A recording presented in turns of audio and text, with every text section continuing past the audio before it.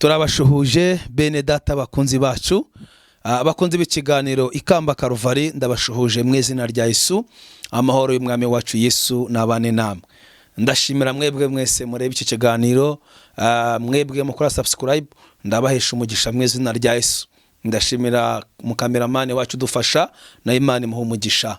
Rero bakunzi bacu, uyu munsi sinjye njyenyine, mfite umutumirwa, niwe Umwuka Wera yatoranyijwe ngo tuganirize ijambo ry'Imana, ariko nkuko bisanzwe reka dusenge Imana. Mana, mu izina rya Yesu Kristo wa Nazareti, ndaguhamagaye ngo uzubane natwe, imbaraga zawe ziganze, utuyoboreshe neza yawe, Mwuka Wera abane natwe. Iki kiganiro tugiye gukora, ijambo rya muhanuzi agiye guhanura, reka umusuke amavuta yawe. Icyo wagambiriye gukora muri aka kanyu gikore ku muntu wese uri kutureba. Ndagushimiye kunyemereye kubikoze mu izina rya Yesu, amen. Rero mukozi w'Imana Zura, nuko bisanzwe, iyi ni televiziyo yacu ikamba karuvari, tugwaye ikaze. Uyu munsi Umwuka Wera yemeye ko ari wowe ugira icyo uvuga. Ndashimira uburyo mwe ubutumire bwacu.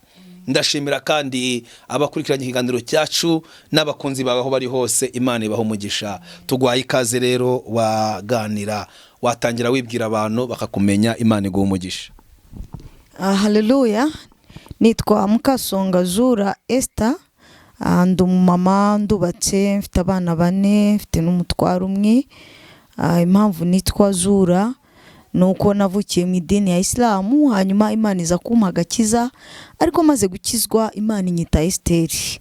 Ndashima Imana rero yuko Imana yanyibutse nanjye ikampa agakiza. Niyo mpamvu nishimiye yuko uyu munsi tugiye kuganira. Uyu munsi ubutumwa Imana yampaye ngiye kubagezaho, nzi neza yuko turi bufashwe, izina ry'Imana rigahabwa icyubahiro. Amen.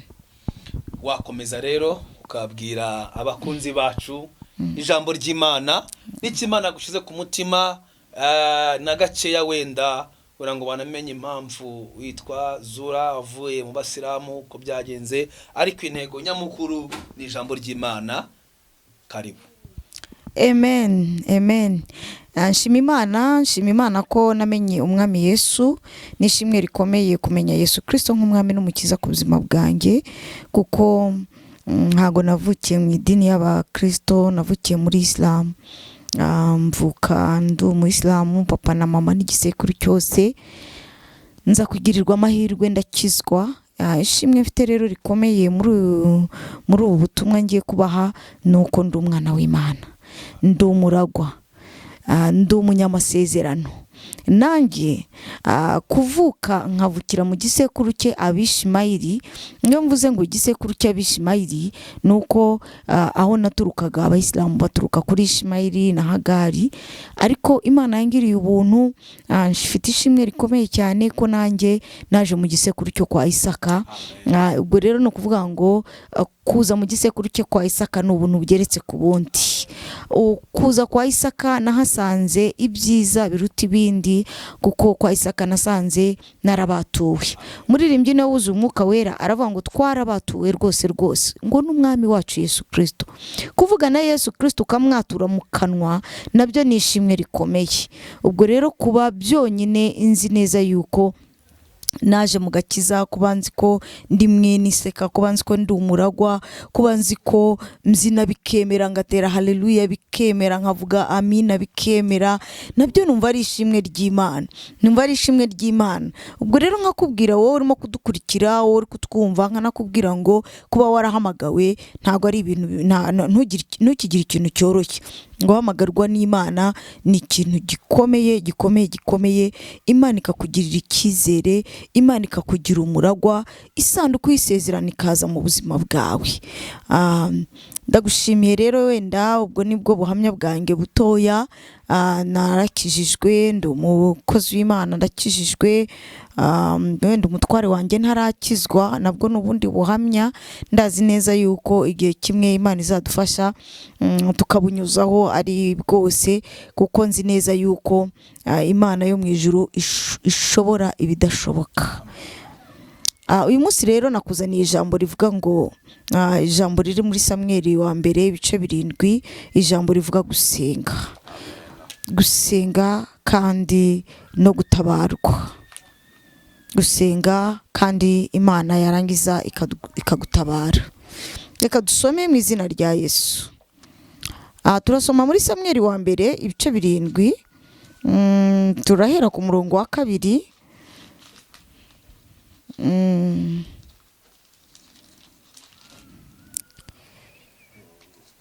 Uwiteka akiza Abisiraheli amaboko y'Abafilisitiya. Uyu munsi nkuzaniye ijambo rivuga ngo Uwiteka ajya akiza. Uwiteka akiza Abisiraheli amaboko y'Abafilisitiya. Ngo aho isanduku igereye Kitiyarimu hashize igihe kirekire cy'imyaka 20, ab'inzu ya Isiraheli yose bashaka Uwiteka, ab'inzu ya Isiraheli bose ngo bashaka Uwiteka barira. Ngo maze Samweli abwira inzu ya Isiraheli yose ati, niba mugarukira Uwiteka n'imitima yanyu yose, nimwikuremo imana z'abanyamahanga na Ashtaroti, mutunganirize Uwiteka imitima yanyu, aba ari we mukorera Musa, nawe azabakiza amaboko y'Abafilisitiya. Ngo Abisiraheli bahera ko bakuraho Bayali na Ashtaroti bakorera Uwiteka Musa. Bukeye Samweli aravuga ati, nimuteranye Abisiraheli bazi Misipa, nanjye nzabasabira ku Uwiteka. Nuko bateranira i Misipa, bavoma amazi bayabyarira imbere y'Uwiteka. Uwo munsi biyiriza ubusa, baravuga bati, twacumuye ku Uwiteka. Maze Samweli akira Abisiraheli imanza i Misipa. Ngo Abafilisitiya bumvise ko Abisiraheli bateraniye i Misipa, abatware babo bahera ko batera Abisiraheli. Abisiraheli babyumvise bashya ubwoba kubw'Abafilisitiya. Abisiraheli babwira Samweli bati, ntuweme kudutakambira Uwiteka Imana yacu kugira ngo dukize amaboko y'Abafilisitiya. Nuko Samweli yenda umwana w'intama ucyonka, awutambirira Uwiteka igitambo cyonswa kitagabanyije. Maze Samweli atakambirira Abisiraheli ku Uwiteka. Uwiteka arabumvira. Samweli agitamba igitambo cyonswa, Abafilisitiya bigira hafi kurwanya Abisiraheli. Uwo munsi Uwiteka ahindira ku Bafilisitiya guhinda gukomeye, arabatatanya, banesherezwa imbere y'Abisiraheli. Abagabo b'Abisiraheli bahera ko baturumbuka i Misipa, bagereka Abisiraheli babica umugenda, bagera i Betikani. Maze Samweli yenda ibuye arishinga hagati y'Imisipa n'Isheni, arihimba izina Ebenezeri ati, Uwiteka yaratuzahuye kugeza n'ubu. Nuko Abafilisitiya baratsindwa, ntibongera kurenga urugabano rw'Abisiraheli. Imana ishimwe cyane. Dusomye ibyanditswe byinshi kugira ngo ubashe kumva iki cyanditswe icyo kibashije, icyo kirimo gusobanura. Iki gihe isanduku y'Uwiteka yari yaranyazwe, inyarwa n'Abafilisitiya. Abisiraheli bari baraho, isanduku y'Uwiteka yarabakuwemo. Ariko ngo noneho isanduku y'Uwiteka yongeye kubageramo, ngo bumva muri bo bongeye gushaka Uwiteka. Ngo barangije ngo bashaka Uwiteka, ngo barira. Hashize igihe kirekire ngo cy'imyaka 20, ab'inzu ya Isiraheli yose bashaka Uwiteka barira. Haleluya. Ngo maze Samweli abwira inzu ya Isiraheli yose ati, niba mugarukiye Uwiteka n'imitima yanyu yose, nimwikuremo imana z'abanyamahanga. Imana ikeneye imitima yacu yose, ntabwo ikeneye imitima y'igice, kandi ikeneye ko twikuramo imana z'abanyamahanga. Hari ibintu twimitse mu mitima yacu, ibyo biragenda biba binini, biba bigari. Imana yabireba ikabona bimeze nk'ibigirwamana biri mu mitima ya nizo mana z'abanyamahanga. Ntugire ngo nuko uzikubita imbere y'ikigirwamana, ntuzigire ngo nuko wenda hari ibintu bidutwaye imitima, hari ibintu turangamiyemo, hari ibintu turi kureba, wenda n'ubucuruzi bwakubera ikigirwamana, n'abana bakubera ikigirwamana. Ibintu byose bishobora gutuma Uwiteka aburizwamo mu mutima wawe, ibyo ni ibigirwamana. Niyo mpamvu rero wowe udukurikiye turakubwira ngo ikuremo. Ireba nawe, hamagara Mwuka Wera. Mwuka Wera ni urondora. Muririmbyi umwe yararirimbye aravuga ngo Imana y'ukuri ndondora umenye. Twebwe tutarondowe n'Umwuka Wera, twebwe nta nubwo twabasha kwimenya. Hamagara Umwuka Wera akurondore mu mutima wawe, ubaze Imana ngo mbese nizihe mana z'abanyamahanga mfite muri njyewe. kuko ibyitwa imana byo bibaye byinshi, ibyitwa imana bibaye byinshi. Umuntu rwose aragira gutya amafaranga akamubera ibigirwamana. Yo, haleluya. Umunsi umwe Yesu yigeze kubona umusore mwiza, araza aramubwira ngo mwigisha ngo nkore iki ngo kugira ngo nzaraga ubwami bw'Imana, nzabona ubugingo buhoraho. Ngo arangije aramubwira ngo ntukibe, ntukice, ntugasambane, amubwira amategeko yari ari mu bitabo bya Mose. Umwe umusore aramubwira ati rwose ibyo ntarabikoze. Ariko Yesu arareba aravuga ati reka nze nkwereka, reka nze nyeganyeze ikigirwamana kiri muri we, naramuka yikuyemo iki kigirwamana akankurikira, nzi neza yuko uyu mwana w'umusore azabona ubugingo buhoraho. Arangije aramubwira ngo genda ugurisha ibyawe byose ngo ubihe abakene uzunkurikire. Gukurikira Yesu bisaba kwikuramo imana z'abanyamahanga. Amubwiye ibyo kuko akoze ku butunzi gusa. Mwene data, ubutunzi bwakubera ikigirwamana, ubutunzi bwakubera ikigirwamana. Ikintu cyose ushatse kugira imana cyakwitwa imana, ariko mu ijuru hari imana. Abisiraheli bari barabonye imana, bari barabonye gukomera kw'Imana, bari barabonye ubutwari bw'Imana, bari barabonye guhambara kw'Imana. Ngo ariko umunsi umwe batakaza, ngo iyo batakazaga uko gukomera kw'Imana, ngo Imana yabatezaga Abafilisiti, Imana igasa nkaho yigiyeyo. Ngo ariko iyo bongeraga bagashaka mu maso h'Imana, ngo Imana yarongeraga ikabagarukaho.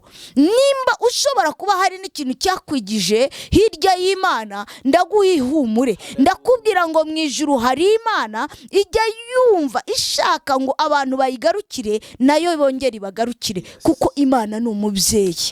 Mu bintu byanyuze cyane muri aka gakiza maze gukizwa, nuko nasanze imana ari imbabazi. Imana y'Abisiraheli, imana ya Abrahamu na Isaka na Yakobo, ni imana y'imbabazi, ni imana ivuga bikaba, ni imana itegeka bigakomera. Ikintu cyanejeje cyane gikomeye ni imbabazi z'iyi Imana igira.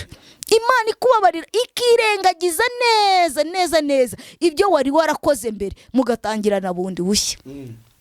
Abisiraheli ngo nuko rero ngo barangije baraza begera Samweli baramubwira ngo rwose mushumba wacu twakoze ibigawa, mushumba wacu twagiye kure y'Imana, ariko turakwinginze udutakambire kuwiteka, ahari Imana yatwumva. Samweli nawe abaha kondisiyo zikomeye, arababwira ngo ngo niba mugarukiye Uwiteka n'imitima yacu, nimwikuremo imana z'abanyamahanga. Hari kodi zimwe ushobora gukuramo uzibwiwe n'abashumba. Niyo mpamvu umuntu utagira umushumba aba ameze nk'inzererezi. Ariko iyo ufite umushumba wawe uraza ukamubwira uti ko rwose nagiye kure y'Imana, akavuga ngo ikuremo imana y'abanyamahanga. Ni iki kikujyanye kure? Akakimenya, akakikubwira, akakirondora. Yo, haleluya. Ngo bukeye Samweli aravuga ati rero nimuteranye Abisiraheli. Ngo nuko ngo Abisiraheli baramwumvira. Yarababwiye ngo mwikuremo imana z'abanyamahanga, ngo baramwumvira. Arababwira ngo mwikuremo Bayali na Ashtaroti, ngo mukorere Uwiteka Musa wenyine. Ngo nuko baramwumvira. Bamaze kumwumvira, Samweli aramubwira ngo none muteranye Abisiraheli muzi Misipa, nanjye nzabasabira ku Uwiteka. Ngo nuko bateranira i Misipa, bavoma amazi babyarira imbere y'Uwiteka. Uwo munsi biyiriza ubusa, barabavuga bati twacumuye ku Uwiteka. Maze Samweli acira Abayisiraheli imanza i Misipa. Haleluya. Ngo biyiriza ubusa. Gusenga no kwiyiriza ubusa birajyana. Kwiyiriza ubusa no gusenga ni intwari ikomeye Satani atinya. Imana ibonye kwiyiriza ubusa, mwene data, nimba utakiyiriza ubusa, ndakubwiza ukuri, ongera ushaka ibihe byo kushaka mu maso y'Imana wiyirije ubusa, kuko iyo ni intwaro ukubita Satani ikabasha kumutsinda. Ngo biyiriza ubusa bashaka mu maso y'Imana. Ngo Samweli abatakambirira ku Uwiteka. Ngo bakimara kwiyiriza ubusa, ngo Abafilisitiya bigira hino. Abafilisitiya bumvise ko Abisiraheli ngo bateraniye i Misipa, ngo biruko ngo batware babo bahera ko ngo bakoranye iteraniro ry'Abafilisitiya, ngo bigira hino kuza kubarwanya. abafilisitiya hari igihe bajya batwegera pe, hari igihe bajya batwegera twasenze twiyirije, wajya kubona ukabona abafilisitiya n'ubundi baraje. Abafilisitiya ni bya bibazo ufite, abafilisitiya ni bya bindi bituma urara udasinziriye, abafilisitiya ni babandi baguhagurukiye, abafilisitiya ni bya bindi nawe ubona bimeze nk'imisozi irumbaraye. Hari igihe twiyiriza pe, tukiyiriza tukikuramo imana z'abanyamahanga, tukikuramo ashtaroti, tukikuriramo za bayari, rwose tugasenga tukabona ni byiza, ndetse n'Imana ikavuga, kuko hano Imana yari yanabavugishije ngo irabumvira. Imana yamara no kuvuga ikavuga ngo nukuri ndakugaburiye, ariko wagera mu rugo n'ubundi ugasanga ntago nturi buteke. Reka umufilisitiya w'inzara yigire hafi, nta kibazo, mureka uwo mufilisitiya yigire hafi. Hari igihe tubona babandi baturwanyaga, ariko wagera n'imbere y'Imana, Imana ikakubwira ngo ndakurwanirire, byizere burya Imana ibikurwaniriye. Nubwo wahagera ugasanga umufilisitiya yigiye hafi, murekazi, kuko Imana irashaka kumurimbura neza, akazana na ba nyina wabo na ba sekuru, Imana ikabarimbura bose. Iki nicyo cyanditswe rero twasomye uyu munsi. Umunsi umwe Yesu nashimiye cyane, ari umunsi umwe nigeze kugira ikibazo rwose cy'inzara. Umufilisitiya w'inzara aranera, buriya nabonye rero umufilisitiya w'inzara ni ikintu gikomeye.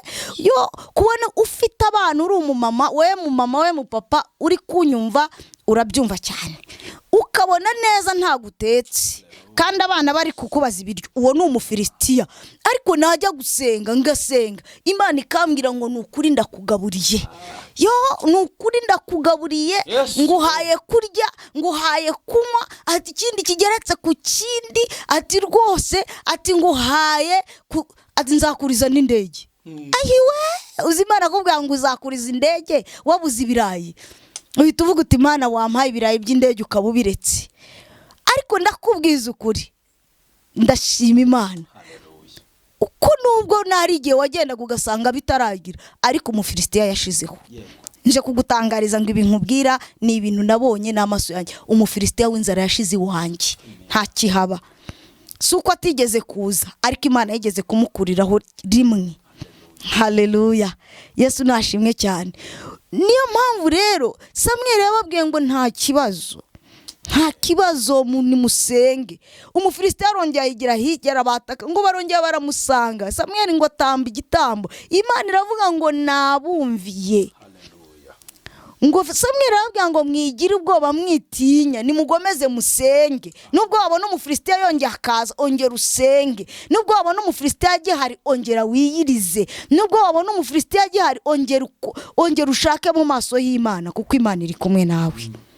Turakubwiza ukuri, tuje kukubwira Imana twabonye. Iba n'abafilisitiya twabonye ibaza ku buzima bwacu, Imana ibadukuriraho. Umunsi umwe nigeze guhura n'uwo mufilisitiya w'inzara, byari bikomeye, ntago byari byoroshye habe na gatoya.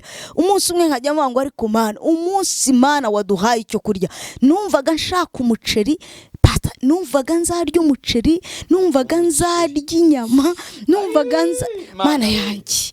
Ariko ndashima Imana yo mu ijuru yuko yatanze ibyo kurya. Munsi umwe umufilisitiya yarapfuye, munsi umwe Imana irambwira ngo ndakugaburiye. Imana imara inzara, munsi umwe Imana imara inzara. Haleluya. Ngira depo y'ibiryo, kandi kuva icyo gihe ntibirongera kuhashira. Uko nukuri kuzuye, ntago ibiryo birongera kuhashira. Niyo mpamvu rero tuje kukubwira, turakubwira Imana twabonye, tuje kukubwira ngo Imana yo mu ijuru emera nta kibazo, ugomeze usenge, wicika intege. Nubwo umufilisitiya wabona hari, nuko yaba ameze kose, gomeze usenge. Imana irashaka kugushyiriraho Ebeneza. Tuje gutangaza yuko Imana igiye kugushyiriraho Ebeneza. Ngo nuko ngo abafilisitiya, Imana irababwira ngo uraza dusoma hano twavuga ngo Abisiraheli, ngo abafilisitiya bigira hafi kurwanya Abisiraheli, ngo uwo munsi Uwiteka ahindira ku bafilisitiya guhinda gukomeye, arabatatanya. Imana igutatanyiriza ibikurwanya ngo banesherezwe imbere y'Abisiraheli. Abagabo b'Abisiraheli baherako ngo baturumbika imisipa bagereka Abafilisitiya babica umugenda. Imana irashaka kukwicira Umufilisitiya ikamwica umugenda. Ngo bamaze kubica umugenda ngo barabirukankana. Ngo bamaze kubirukankana ngo Imana irababwira ngo mushinge ibuye ryitwe Beneza, ngo kuko ngo nta nubwo Abafilisitiya bazongera kurenga iryo buye ngo baze kubatera. Wowe urimo kunyumva, sinzi aho uhagaze, sinzi n'ibyo urimo, ariko ndakubwiye ngo mu kwizera fata ibuye rishinge, uvuge ngo Imana inshyiriyeho Ebeneza. Tukuzaniye inkuru itangaje yuko Imana ihindiye guhinda gukomeye ku bintu byakwirukankanaga, ihinduye guhindira gukomeye ku bya bindi byakubuzaga amahoro, ihinduye guhindira gukomeye kuri bya bindi byakubuzaga gusinzira. Gira kwizera, izera ijambo ry'Imana, wizere n'abahanuzi. Ni twebwe abahanuzi Imana yatumye, izere twebwe turimo kuguhanurira. Ireka nubwo Abafilisitiya bigiye hafi, Imana igiye kubahindiraho guhinda gukomeye mu izina ry'umucunguzi wacu Yesu. Aho uri hose fata ibuye Ebeneza mu kwizera. Ushobora no kuba nta n'iryo ureba, rifata urishinge, uvuge ngo dore igihe mwanyirukankaniye, ariko igihe kirageze, Imana inshyiriyeho urugabano. Ntago muzongera kurenga imbibi zanjye ngo muze gukora ibyo mushaka. Wanzara we, wabugumba we, wabukenewe, wabupfubyi we, wakubura amafaranga y'inzu we, wabukodi we, bibwire birumva bifite amatwi, bibwira ngo Imana ishyizeho Ebeneza. Izina ry'Imana rihawe icyubahiro. Haleluya. Niwizera Imana ukizera n'abahanuzi, urabona igitangaza cy'Imana. Tugeze ku musozo w'inyigisho, twakubwiraga ngo Imana ihindiye guhinda gukomeye ku byaguhindagaho. Bya bindi wumvaga bimeze nk'umusozi, ya madeni, ya makredi, ibihinduyeho guhindira gukomeye. Niwizera Imana urabona igitangaza. Niyo mpamvu tugiye gufatanya nawe tukagusengera Imana. Aho uri pfukame, waba uryamye, waba uri mu kazi, waba uri kugenda, pfukama mu mutima wawe uvuge ngo ni ukuri hari ibintu Abafilisitiya bigiye hafi, ngo ariko Imana ihinduye guhindira gukomeye kuri aba Bafilisitiya. Aho uri hose turakwinginga kugira ngo tugusengera Imana. Reka nk'umushumba agusengera Imana, reka mwe agusengera Imana. Pfukama aho uri tugusengera Imana, izere tugusengera Imana. Pastor, fasha usengera aba bantu. Imana iguha umugisha, kuko Imana iri jambo ni ijambo rikoze ku mutima wanjye. Hari igihe umuntu agira Umufilisitiya agatura n'Umufilisitiya. Hari igihe umuntu agira Umufilisitiya akaba ari inzara mu rugo, umugabo akaba Umufilisitiya. Imyaka y'umuntu agatinda gushaka, ari ukuntu babikoze. Ariko turagutangariza ko hari imbaraga zije kumena Umufilisitiya, hari amavuta aje kumena Umufilisitiya. Oh haleluya. Birashoboka ko bakuroze, bakuzingiye mu mazi, bagutwaye Nyabarongo, bagutwaye umugezi w'iwanyu, bakuzingiye la sota la meni eleberifo. Ariko hari imbaraga z'Imana oya izakuye Zura mu Isiramu, zikaba zimuhagaritse uyu munsi imbere ya kamera, zikaba zarakubakiye, nawe zabikora. Kuko ntabwo ari Imana ebyiri, ni Imana imwe. Kandi iyamurokoye niyo yandokoye. Musi umwe Zura nigeze kunywa icyayi cya biswi. Biswi ndayifata nyishyira mu mazi, ndayikoroga n'irindazi. Nibuka nari mvuye gusenga Rubirizi, ariko Imana irambwiye ngo irangaburiye, reka ngubwire. Imana nikubwira ukabona hari ibibaye bitari mu byo yavuze, ntugire ubwoba ngo uhinyure, komeza ushikame. Imana irambwira nijoro, irambwira ngo buriya nakugaburiye. Ndabwira ngo burya se, ariko ndashimira Imana ko igenda hari ikikora. Turimo kubategurira inyigisho, turimo kubategurira uburyo muzagenda mukurikiranya ubuhamya bwa Zura. Ndatekereza ko azagaruka babwira channel yiwe mwakurikiraho ubuhamya. Siko bimeze televiziyo yawe, kubyo uzajya babwiraho amateka y'ubuzima bwawe. Imana iguha umugisha. Uwera wa Isiraheli, Imana y'imbaraga kandi y'ubutware, ndagushimiye ko byose biri mu kiganza cyawe. Sengeye umukobwa, sengeye umumama, sengeye umupapa, uyu Mufilisitiya wamuzengereje, mumukurireho mwana. iyi ndwara diyabete, iyi ndwara y'umutima, uyu mwuka wa kovide, nawe ni umufilisitiya uteye isi, ariko mu izina rya Yesu Kristo w'i Nazareti ndamenagura uyu mudayimoni ngo ashirire mu izina rya Yesu. Reka tujye imisipamana, reka tubone neza y'Imana, reka wongere wegure ihema ryacu, reka wongere utabara uru rugo, tabara iyi famiye mu izina rya Yesu. Shyigikira abana bawe badukurikiranye kuri iyi channel, abakora subscribe n'abandi bose badushigikira, n'abafite ishaka n'umuhato wo gushyigikira umurimo w'Imana, reka bahabwe umugisha. Ndagushimiye Mwami ku mirimo n'ibitangazo ukoreye buri muntu. Sengeye indwara, abashonje n'ababurahaye, abakiri mu bibazo, abagifite ingorane, abo bose baruhure kandi ubagirire neza kubwo buntu bwawe. Ndagushimiye ko bikoze mu izina rya Kristo Yesu, amen.